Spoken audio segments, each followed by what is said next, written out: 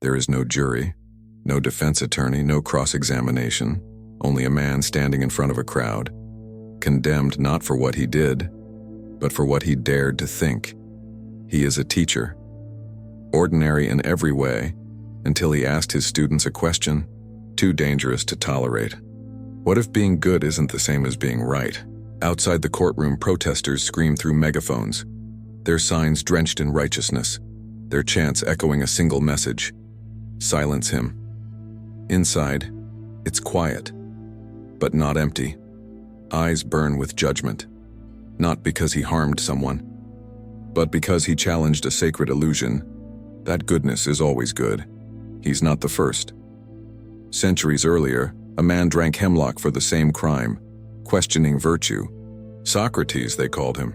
They said he corrupted youth, but what he really did was disrupt comfort. Then came Galileo. He pointed a telescope at the heavens and saw something no one wanted to see: that the earth, so central in our theology, was just another rock in space. For that, they silenced him. And then, Nietzsche. Alone, sick, mad perhaps, or maybe too sane for his time. He saw what others refused to see: that morality was not universal truth. It was a script, written not by gods but by the fearful, enforced not with logic but with shame. Nietzsche called it slave morality, a morality built not from strength but from resentment, where being good meant being tame, where obedience was holiness and rebellion was sin. He watched as society called the meek virtuous, not because meekness was noble, but because it was harmless. And perhaps that is the point. The world doesn't punish evil. It punishes disruption.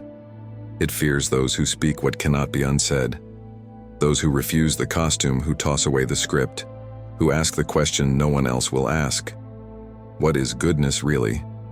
Because it's not what we think. It's not truth. If it were, truth-tellers wouldn't be murdered. It's not justice.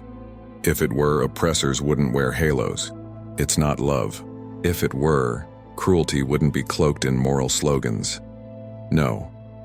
More often, goodness is just obedience, a learned behavior, a mask.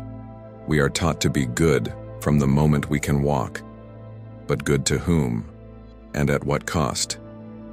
We learn that pleasing others is safety, that silence is maturity, that agreeing is intelligent. We mistake niceness for kindness, submission for morality, guilt for growth. But what if behind the mask of goodness hides fear, hides resentment, hides the very thing we were told to avoid: power. The power to say no, to disobey, to want, to leave, to become. Because perhaps the true act of rebellion is not in being bad, but in refusing to be good. So here we are, in a world that rewards conformity, worships politeness, and punishes authenticity. And you have to ask yourself, when was the last time you did something not because it was right, but because it was true? Because in the end, the teacher on trial is not just one man. He is anyone who ever stopped playing the role, anyone who ever asked, what if the world's definition of good is the very thing that keeps me small? And if that's true, then maybe the danger isn't in being bad. Maybe the danger is in never daring to be anything else. Next, why goodness is a trap. We grow up believing that being good is the highest achievement. Be kind, be polite, be generous, be moral. But no one ever tells you what goodness really means, or who gets to define it, or why the most obedient people often feel the most invisible. We assume morality is truth, that being good is the same as being right. But what if it isn't? What if morality is less about truth and more about control? Nietzsche believed morality was a prison of the soul, a carefully constructed set of rules designed to keep human beings tame, not because tameness is noble, but because it is useful to the powerful. In his eyes, there were two kinds of morality: master moralities, born from strength, creation, and power, and slave morality, born from fear, guilt, and submission. And most of us, whether we realize it or not, live inside the latter. We do what we're told not because it's true, but because we're afraid of what will happen if we don't. We suppress our anger. We deny our ambition. We censor our truth, all in the name of being good. But what does this kind of goodness create? People who smile when they want to scream. People who agree when they want to rebel. People who stay quiet in the face of injustice, because speaking might seem rude. And slowly, this obedience becomes identity. We don't just act good, we become it. Or at least, we try to, until something inside us cracks. We feel the dissonance, the quiet grief of self-betrayal, the aching realization that we have been molding ourselves into a shape that fits the world, but doesn't fit us. Nietzsche called this internal war the sickness of the soul, the corruption that comes from turning one's instincts against oneself. Because when you fear your own power, you start to idolize powerlessness. You start to see weakness as virtue. You call submission humility. You call silence maturity. You call emptiness peace. But peace without power is just paralysis. And here's the trap. The more you strive to be good, the more you abandon what makes you whole, your rage, your passion, your truth, your wildness. We begin to fear our own depth because it doesn't fit the script we've been given, and yet, in the depths is where the real self lives.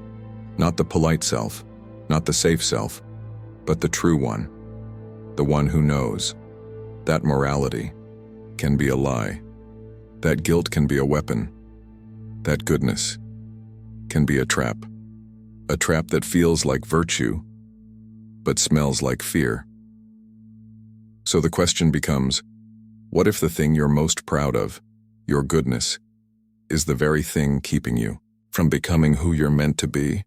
What if your obedience is your cage? In 1887, Friedrich Nietzsche picked up a pen and wrote a bomb that still hasn't stopped ticking. Morality is the herd instinct in the individual. To understand the darkness of this insight, you must first see morality not as a truth, but as a strategy. And to Nietzsche, there were two strategies, two moralities, locked in eternal conflict. Master morality versus slave morality. Master morality was the morality of creators, leaders, warriors, those who shaped their world, based on inner values, not external approval. It judged actions by their strength, vitality, and ability to affirm life. Slave morality was the morality of the oppressed, of those too weak to fight back, so they moralized their weakness. They said the strong were evil. They said pride was sin. They said power was corruption. Why? Because they couldn't win by force, so they won by guilt. They turned their suffering into virtue, their obedience into righteousness, their fear into goodness. And then they taught it to their children, and their children taught it to you. This, Nietzsche believed, was the root of modern morality. Not truth, not reason, not divine law, but ressentiment, a quiet, venomous resentment that poisons everything it cannot dominate. And once that poison takes hold, something terrifying happens. We begin to worship what keeps us small. We call our chains ethics. We call our cowardice compassion. We call our silence wisdom. But Nietzsche wasn't alone in this diagnosis. A century earlier, Rousseau warned that civilization itself corrupts virtue, that the more we strive to be civilized, the further we drift from nature. He saw how morality became a mask, a performance, not for the sake of others, but for the audience of society. Michel Foucault later would expose how power doesn't just rule bodies, it rules minds. Morality becomes an internal surveillance system. You no longer need a jailer because you have one inside your own skull. You punish yourself before others even need to. You self-censor, you shrink, you comply, and it feels virtuous. Because that's the genius of the morality machine. It turns control into conscience, and then comes Jung, who says that the more we strive to be good, the more we repress what doesn't fit that image. All the anger, desire, wildness, and truth we push down doesn't disappear. It moves into the shadow, the unconscious graveyard of the self. And the more we deny it, the more it controls us. We become fragile, anxious, people-pleasing shells, tormented by the very parts of ourselves we refuse to face. So here we are, a morality shaped by resentment, enforced by conformity, policed by fear, and strengthened every time we betray ourselves to please others. This is Nietzsche's warning, that what we call goodness may just be the most refined form of slavery. A slavery we choose, a slavery we praise, a slavery that whispers in our ear, don't be dangerous, don't be angry, don't be bold, be nice, be good, be quiet. But deep down, you already feel it, don't you? The discomfort, the weariness, the hollow, aching sense that your goodness is killing something inside you. Because it is. You're not broken, you're buried under centuries of moral programming, buried under rules made by cowards and enforced by the terrified. So ask yourself, if morality is a mask, then who are you beneath it? And if you've never lived outside that mask, how can you be sure the person wearing it is even you? Next, the price of being good. History does not remember the good with gratitude. It remembers them with silence. Because good people, more often than not, follow orders. They obey rules. They keep their heads down. They don't make history. They submit to it. Let's go back to the Spanish Inquisition, a time when being good meant burning heretics alive, when morality was so absolute, so sacred, that to question it was treason against God.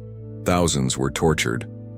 Mothers watched their children torn apart, not by evil men, but by moral men. Men who believed they were saving souls. Because that's the thing about moral violence. It feels righteous. Now look at colonialism. European empires carved the world into pieces, not as conquerors, but as civilizers. They said they were bringing light to savages, saving souls, teaching goodness, but what they brought was plunder, genocide, and control. And the most terrifying part, they believed they were doing the right thing, because once you believe that your morality is universal, you can justify anything. Even murder, even slavery, even silence. Fast forward, it's 1961, Yale University, the Milgram experiment. A man in a white coat tells you to press a button. With every press, someone screams behind a wall. You ask if it's okay. He says, it's for the sake of science, you must continue. And you do. Because you believe he's the authority. Because you believe you're doing the right thing. 5% of participants went all the way, delivering what they believed were fatal shocks, not because they were evil, but because they wanted to be good subjects, obedient citizens, moral people. Now, look at the Stanford prison experiment. 2 groups, guards and prisoners, no real crime, no real authority. But within days, good college boys, the ones who followed rules and respected ethics, became monsters. Why? Because they were given permission. Because they believed their cruelty was justified by the role they were assigned. Because morality, when detached from humanity, becomes theater. And everyone's playing a part. Even now. Scroll through social media. Watch how quickly people join the latest moral outrage. A person is problematic. A tweet is offensive. A mistake is unforgivable. And just like that, the mob assembles, not with pitchforks but with hashtags, not in town squares but in comment sections, not for truth, but for moral superiority, the thrill of punishing someone, while feeling like the hero. Because when you weaponize goodness, you don't need facts, you don't need empathy, you just need enough people who are afraid of looking bad so they stay silent, they nod along, they perform, they become good.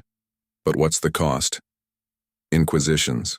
Colonialism, obedience experiments, digital witch hunts. History's bloodiest atrocities weren't driven by chaos. They were driven by order, by righteousness, by people who said, I'm just doing what's right. And if that doesn't terrify you, it should, because morality without reflection becomes madness dressed in virtue. So the next time you feel the urge to be good, to go along, to punish, to obey, stop and ask, who taught me this version of good, and what has it cost the world? Most people don't choose to be good. They are conditioned into it. From childhood, goodness becomes a kind of currency, the price you pay for love, safety, and approval. You learn early. Don't cry too loud. Don't get too angry. Don't make others uncomfortable. Be good, and you'll be accepted. So you obey. But it's not morality. It's attachment. Because when you're small and powerless, goodness is survival. It keeps you from being abandoned. It keeps the people you depend on from turning cold. And that need to be good, that impulse to make everyone happy, it doesn't leave when you grow up. It just evolves. You become the agreeable coworker, the always smiling friend, the accommodating partner, the person who never says what they really think because they're afraid of what it might cost, not just socially, but existentially. You've built your identity on being good. But if you remove that layer, what's left? Who are you without your virtue? Without your people-pleasing? Without your guilt? That's the terrifying part. Because to let go of being good means risking rejection. It means being called selfish, arrogant, aggressive, difficult. It means losing your place in the tribe. And to the psyche, rejection feels like death. This is where Jung's shadow enters.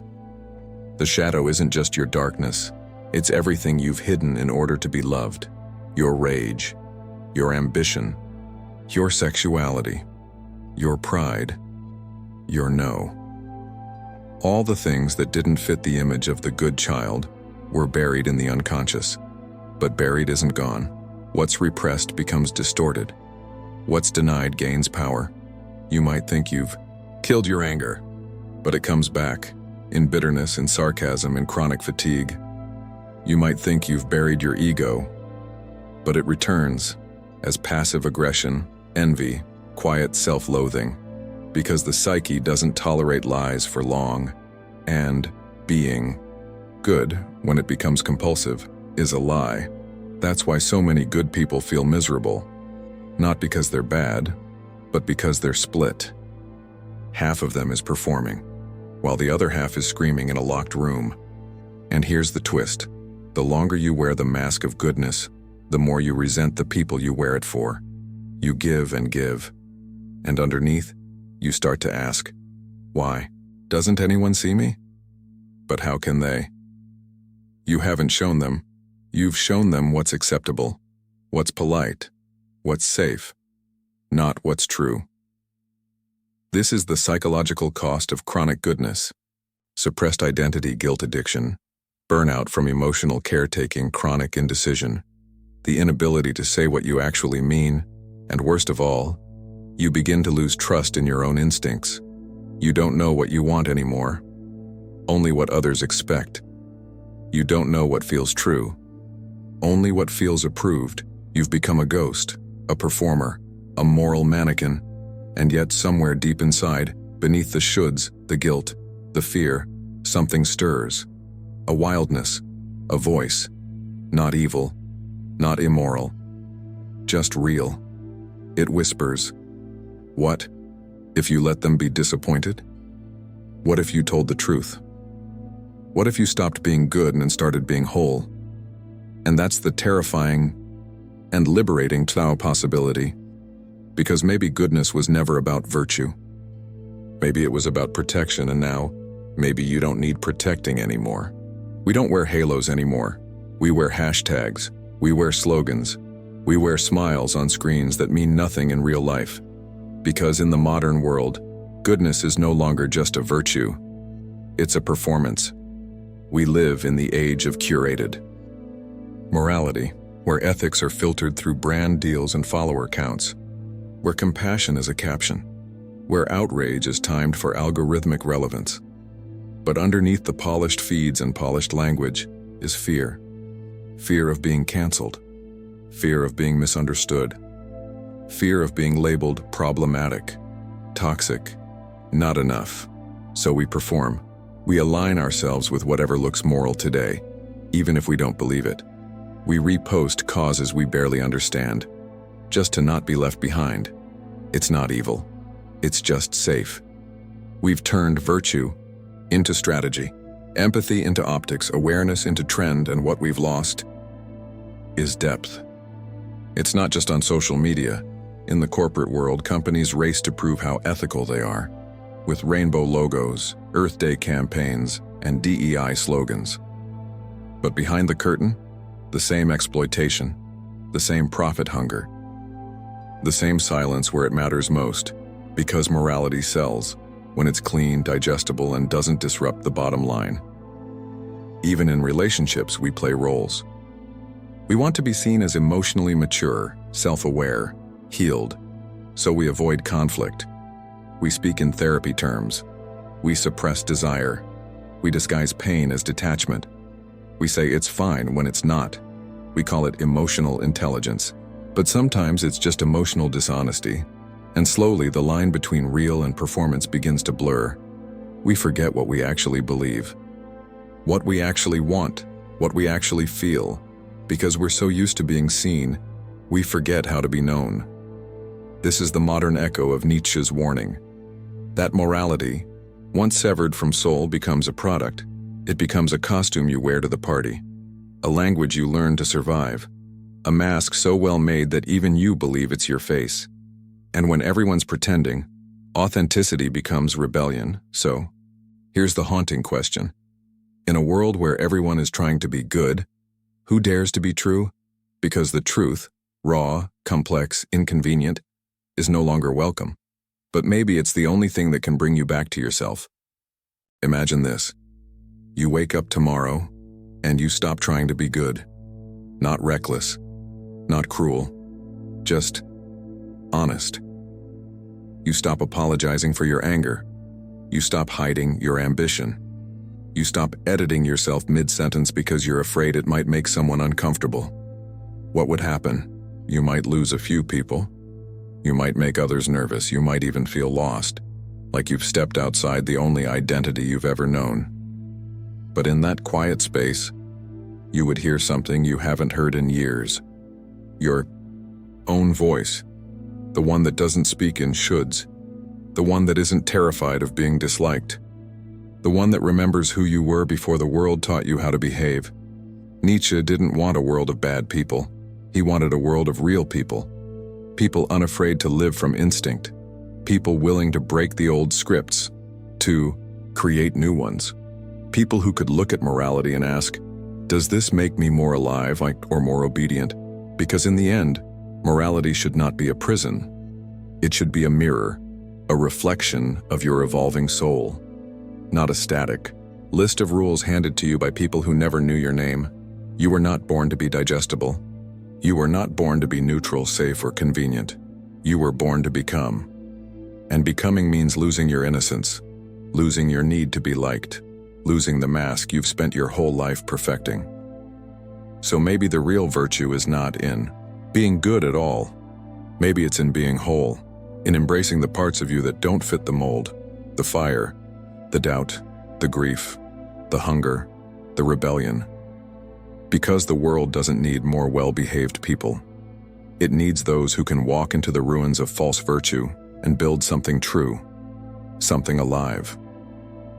So ask yourself, what would your life look like if you stopped being good and started being free?